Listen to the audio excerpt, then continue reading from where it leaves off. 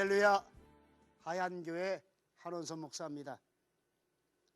시편 19편 10절에 볼 것 같으면 하나님의 말씀에 대한 표현을 이렇게 말합니다. 금 많은 정금보다도 사모할 것이요 꿀 송이꿀보다도 더 달도다, 이렇게 말합니다. 시편 119편 103절에 보니까 주의 말씀의 맛이 어찌 그리 단지요 내 입에 꿀보다 더하도소이다, 이렇게 말합니다. 내 입에 꿀보다 더 맛있는 말씀이라는 이 말을 유대인들은 재미있게 해석합니다. 다시 말하면 유대인들의 자녀를 양육할 때 꿀과 비교하고 있어요. 꿀의 종류는 여러 가지가 있습니다. 양봉으로 만들어진 꿀이 있고 산에서 따온 야생 꿀이 있고 요거보다도 좀 비싼 꿀이 있는데 그걸 석청이라고 말합니다. 근데 요거보다 좀 더 좋은 꿀이 있는데 이게 무슨 꿀인가 보니까 화분꿀이라는 게 있어요. 저 형님이 농대를 나오시고 지금 장로님이신데 한참 양봉을 하실 때 농사를 하시다 보니까 얼굴이 새카매지신 거야. 아니 요즘 형님 얼굴 왜 이렇게 안 좋아요, 이렇게 말하고 난 다음에 얼마 후에 몇 달 후에 다시 집에를 가봤는데 우리 형님 얼굴이 새카맣던 얼굴이 뽀얘진 거예요. 아니 화장했어? 형님 보고 물었어요. 화장했느냐고. 아니 이게 너무 좋다고 그래서 내가 양봉협회 가서 이걸 갖다 먹었더니 이렇게 좋아졌네. 그게 뭡니까? 그랬더니 화분이라고 말하더라고요. 화분. 그러니까 여러분들 혹시 몸이 안 좋으시고 얼굴빛이 좋아지기 원하는 사람은 이런 거 한 번씩 먹어도 괜찮을지 모르겠어요. 여튼 우리 형님은 남자니까. 근데 중요한 건 이 얘기 아닙니다.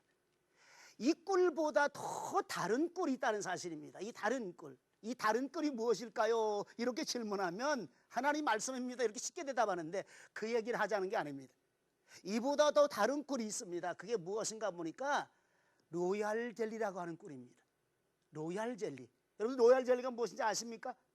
네. 알고 계시네. 다른 데 가면 별로 잘 모르시던데 여긴 수준 높은 분만 계셔요. 예? 로얄 젤리는 일정 기간에 여왕벌의 수명이 끝났을 때 암컷 1벌 중에서 아주 실한 암컷 1벌을 이 로얄 젤리를 일정 기간 동안 먹이게 되면 수만 마리를 리더하는 퀸이 만들어진다, 이 말입니다. 여왕벌이 만들어진다, 이 말입니다. 유대인들은 바로 이 원리를 그대로 적용치고 있어요. 하나님의 말씀의 맛이 송이꿀보다 더 다른 로얄 젤리와 같다, 이 말입니다. 말씀으로 양육하고 말씀으로 가르치면 세계 모든 민족 위에 뛰어나리라, 하나님의 사람으로 온전하리라고 하는 이 사실을 유대인들은 알고 있다는 사실입니다. 성경은 우리에게 가장 우선적인 것들이 무엇인가 보니까 그 어떤 것들보다도 하나님의 말씀을 우선하라고 가르쳐주고 있습니다. 마태복음 4장에 볼 것 같으면 예수님이 40일 동안 금식하신 후에 마귀에게 시험 받으시러 광야로 성령님의 이끌림 받아 가십니다.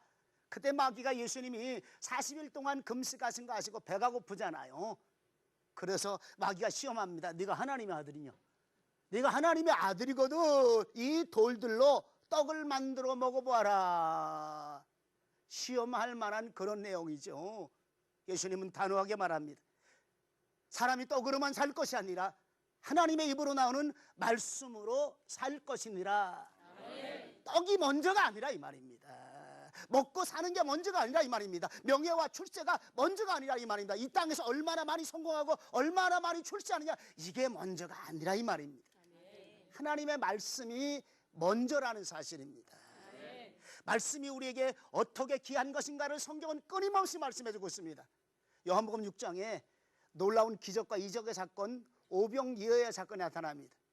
먹을 것이 없는 저들에게 어린 소년의 보리떡 5개와 물고기 2마리를 드림으로 말미암아 장정만 5,000명씩 먹이는 큰 능력과 이적을 행했습니다.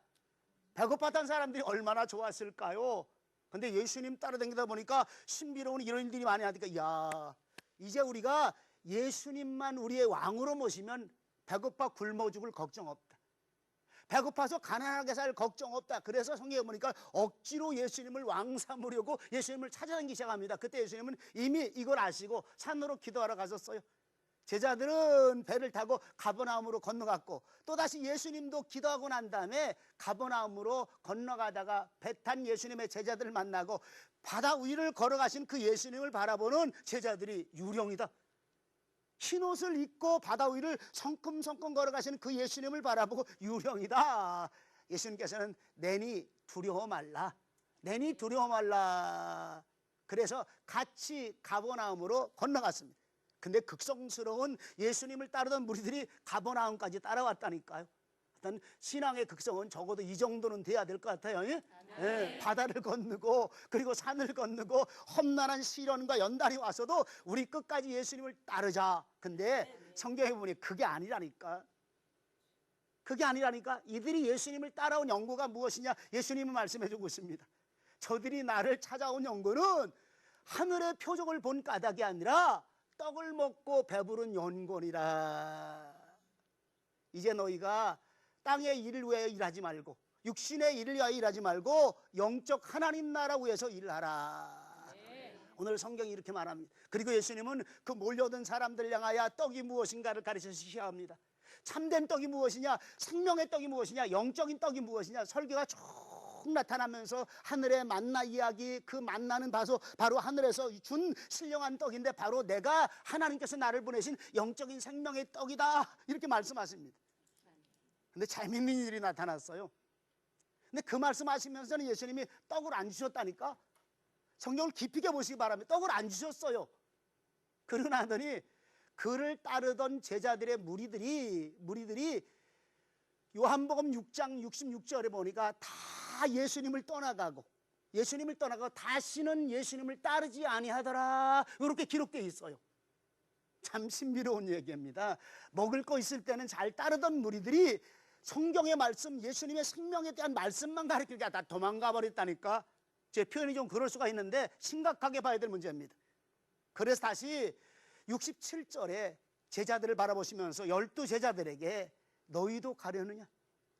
저들이 떡이 없어서 갔는데 12제자들에게 너희도 가려느냐? 그때 시몬 베드로가 딱 나섭니다. 원래 용감하잖아요. 주님, 영생의 말씀이 여기 있사오니 우리가 어디로 가오리까? 주의 영생의 말씀에 영생의 떡이 여기 있는데 우리가 주여 어디로 가오리까? 고백하고 있습니다. 깊이 있게 바라보시기 바랍니다. 세상에 우리가 살면서 하나님의 말씀보다 떡이 중요하다는 사실입니다. 먹을 것이 중요하다는 사실입니다. 살아가는 삶이 훨씬 더 중요하다는 사실입니다. 근데 주님은 우리에게 지금도 확실하게 말합니다. 너희도 가려느냐? 떡 안 주니까 너희도 가려느냐? 저는 이런 일들을 수도 없이 많이 봐요. 하나님 앞에 거룩한 사명 받았다고 나는 사명자입니다. 그런데 떡 안 생기니까, 먹는 거 안 생기니까, 내 사랑하는 생계 문제가 어려워지니까 그냥 다 놔두고 사명이 나와 무슨 관계가 있겠어. 먹고 사는 거 그냥 예수님 따라다니고 믿는 건 그 정도만 하면 되지. 사명 내팽개치고 따르는 사람들을 무수하게 봤어요. 헛간 가다가 이 제 차를 안 가져가다가 택시를 탔는데 택시 운전사가 잘 아는 목사님이야. 김 목사, 어쩐 일이요? 아, 목사님, 뭘 어쩐 일입니까? 살기 힘들어서 애들은 자꾸 크고 등록금 문제도 생기니까 운전수밖에 더 할 거 있습니까? 왜? 교회를 개척했는데 개척이 안 되잖아요.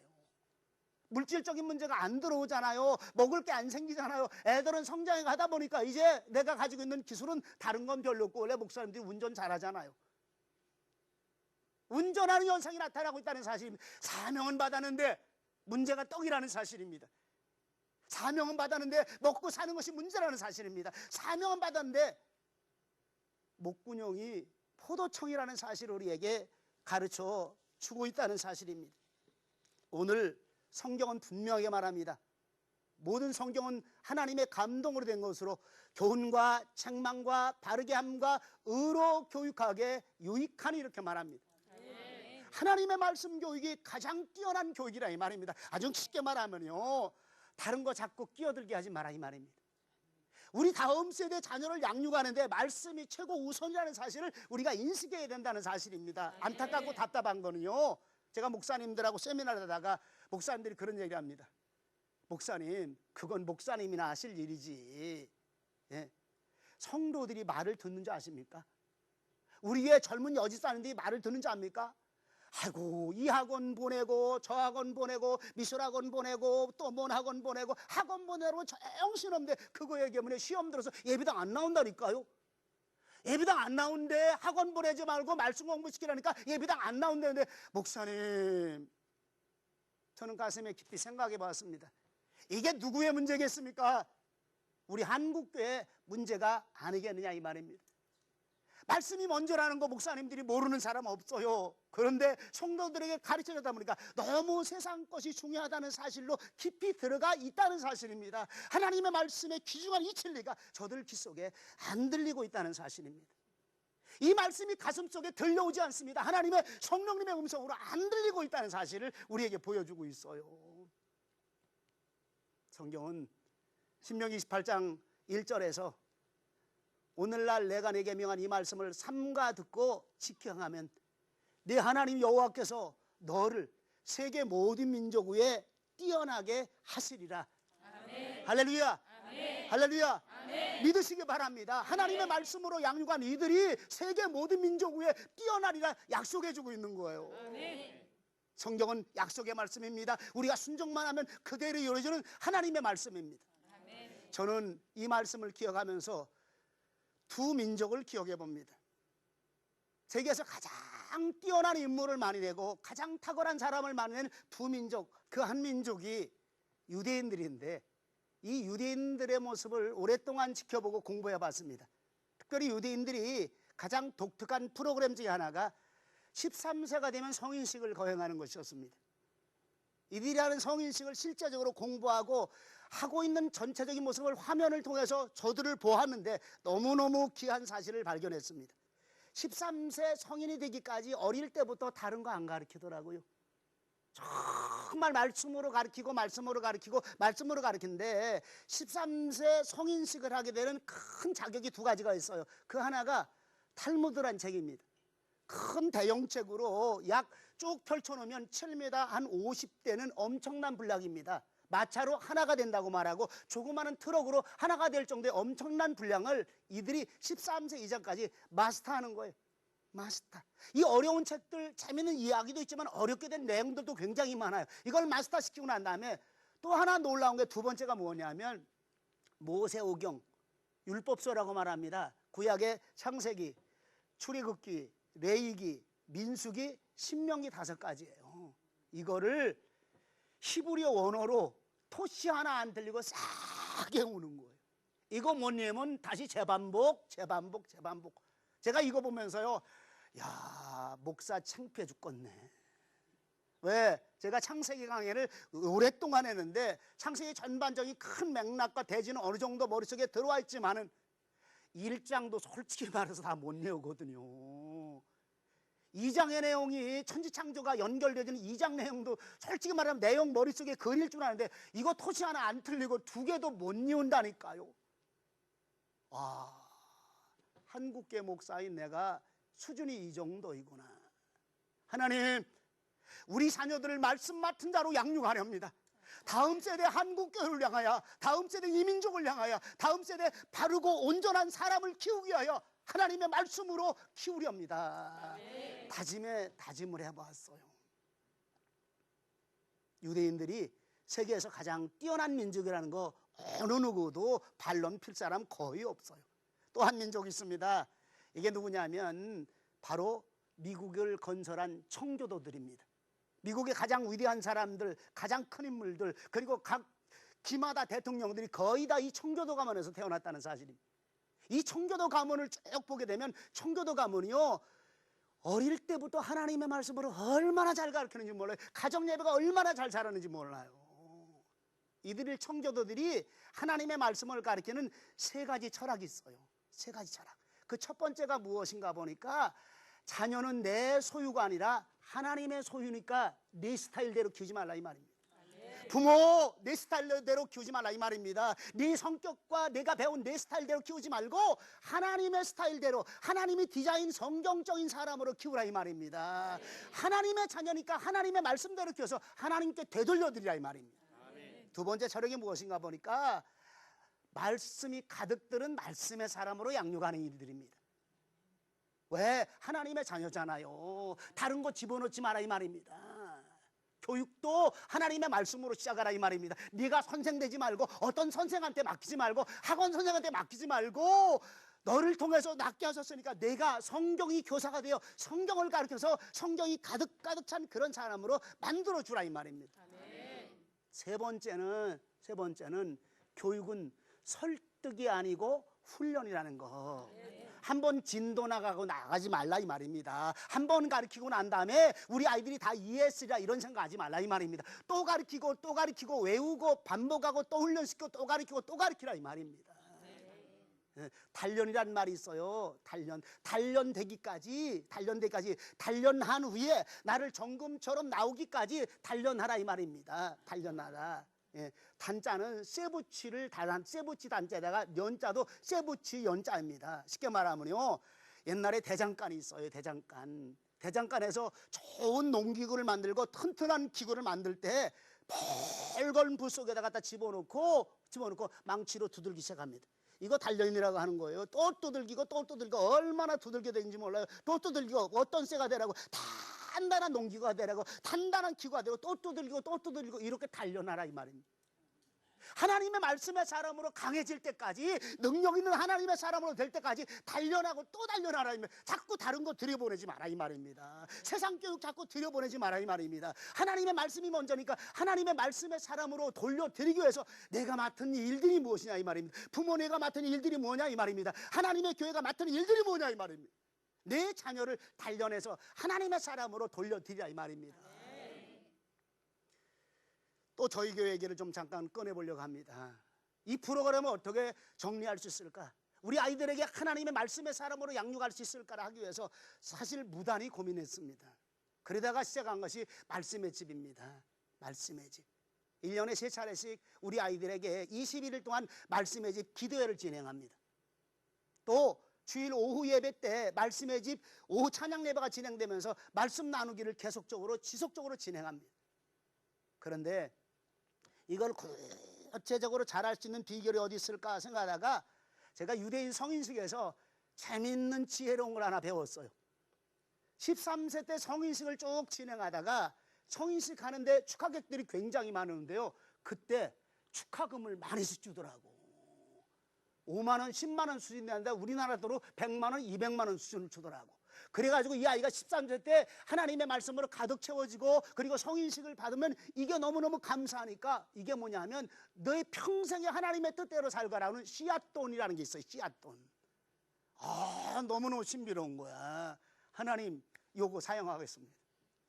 그래서 우리 교회에 대해 이거 사실 몇 년 전부터 선포해가지고 진행되었던 그런 일인데 씨앗돈 제도를 만들었어요. 주일날 새벽 예배, 오후 예배, 그리고 주일날 낮 예배, 그리고 수요일 예배, 금요일 밤기도회. 첫 번째는 전부 다 결석 안 하는 거. 이거 하다 보니까 애들이 아주 교회 오는 걸 너무너무 즐거워한다니까. 큰 아이들보다 어린 아이들이 너무너무 즐거워한다니까. 근데요, 너무 재밌는 현상이 있어요.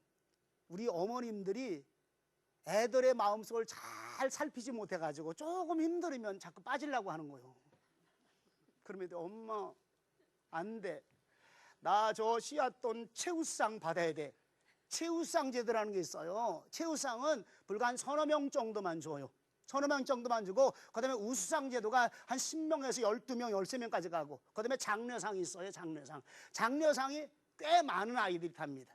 연말에 시상을 하게 되는데 한 25명에서 한 30명 정도가 해마다 아이들에게 주어져 가지고 요 씨앗돈을 상금 받은 거 이거 얼마라 그러면 좀 그렇더라고요. 꽤 모아진 아이들은 벌써 몇백만 원 된 아이들이 있다니까. 왜냐하면 수년 전부터 시작했으니까. 근데 놀라운 게 하나 있어요. 우리 아이들 마음속에 말씀이 심어지는 거예요. 엄마, 하나님의 말씀에 이렇게 하라고 그랬잖아. 엄마한테 시비를 걸어요. 우리 엄마가 말씀대로 안 한다 이거지. 아빠한테 시비를 걸어요. 왜 우리 아빠가 말씀대로 안 한다 이거지. 나 성경 말씀 알고 있다 이거지. 성경 알고 있는데 왜 엄마 잘못하고 있냐 이거지. 나를 잘 키워주고 있는가 잘못 키워주고 있는가, 성경적으로 키워주고 있는가 성경적으로 안 키워주고 있는가, 누가 보고 있어요? 우리 애들이 보고 있다니까. 거꾸로 얘기한다면 어른이 애를 지청구하는 것이 아니라 애가 어른을 지청구해가지고 너무 재밌는 일들이요. 그래서 신앙생활 열심히 하는 엄마들이 여러 명 된다니까. 여러 명 된다니까. 여기도 있어요 지금 이 자리에도. 왜?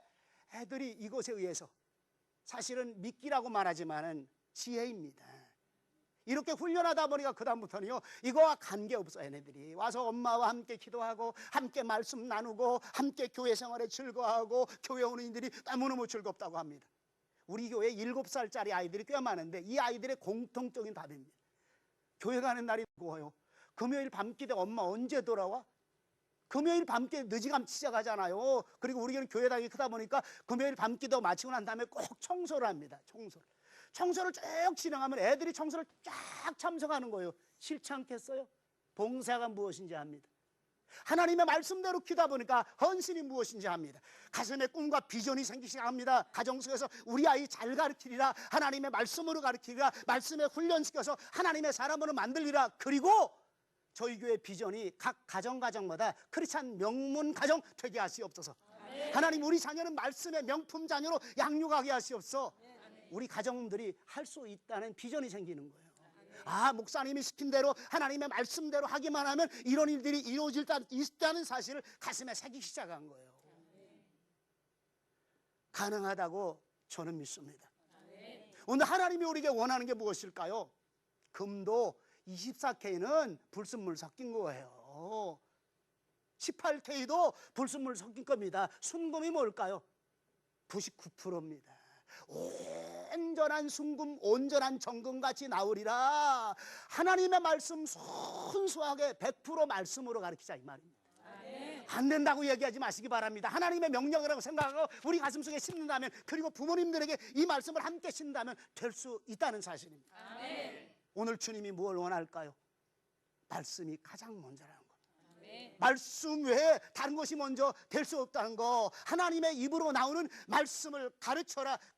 이 모든 말씀이 내 자녀를 세계 모든 민족 위에 뛰어나게 하리라, 하나님의 사람으로 온전케 하리라 말씀하신 이 명령, 우리 한번 가슴에 다시 다짐하시면서 주여, 내 자녀 말씀 최고 우선으로 양육하는 내가 되게 하시옵소서. 우리 모두가 되시기를 주님의 이름으로 축원합니다.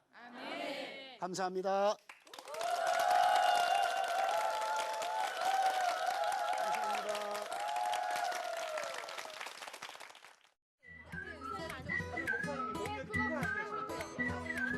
목사님 강의 듣고 어린 친구들한테 좀 소홀했던 거 회개했고요. 좀 더 어린 친구들 위해서 봉사하고 기도해야겠다고 생각했습니다. 목사님 말씀처럼 예수님의 어린이로 키우는 것이 정답이라고 생각합니다. 어린이를 어렸을 때부터 하나님의 말씀으로 양육해서 예수님의 성품을 닮아가야 된다는 것을 꼭 느꼈습니다.